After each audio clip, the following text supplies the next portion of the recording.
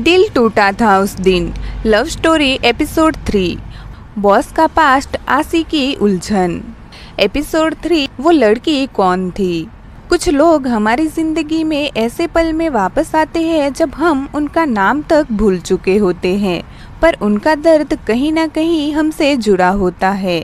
उस लड़की के जाने के बाद कबीर सर ने खुद को केबिन में बंद कर लिया था और मैं सोच रही थी कि ये सब सिर्फ इत्तेफाक है या किस्मत का एक और ट्विस्ट।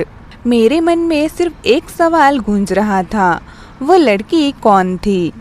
क्या सर उससे प्यार करते थे या फिर उस लड़की ने कभी उनका दिल तोड़ दिया था? मुझे उस लड़की की बातें याद आती है। मैं उनकी सबसे पुरानी यादों में से हूँ, पर मुझे लगता है उन्होंने मुझे भुला दिया है। उस लड़की की आंखों में सिर्फ आंसू नहीं, गिल्ट भी था।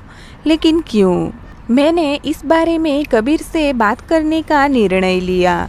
शाम के वक्त सब ऑफिस से जा चुके थे। मैं उनके कैबिन के सामने खड़ी थी।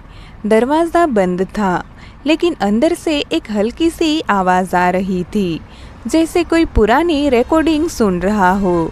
मैं दरवाज़ा नॉक करने ही वाली थी कि अंदर से उनकी आवाज़ आई, तू क्यों वापस आई नैना?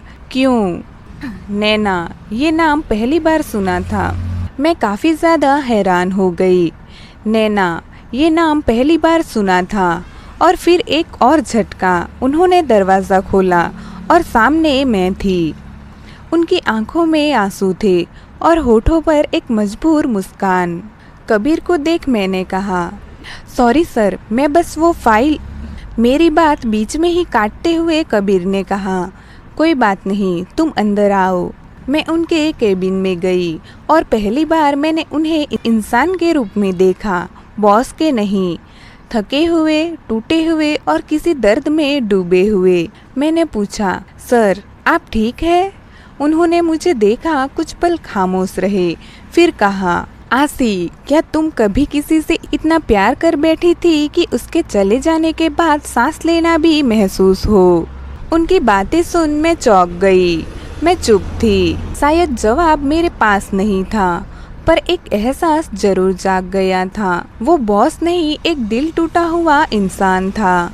उस रात मुझे समझ आया, हर रूड इंसान के पीछे कोई कहानी होती है, और कबीर रॉय की कहानी अब मेरी जिज्ञासा बन गई थी।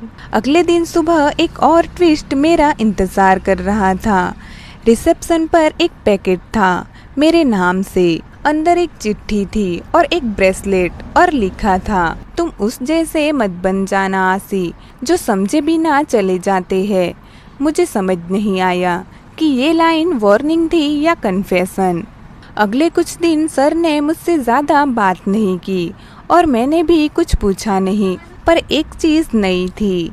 हर बार जब हम मिलते, उनकी आंखों में एक अधूरा सा एहसास होता और मेरे दिल में एक नई सी चिंता। मुझे लगता है मैं फंस गई हूँ किसी ऐसे राज में जो सिर्फ उनका नहीं, अब मेरा भी हो गया है। आज के लिए इतना ही।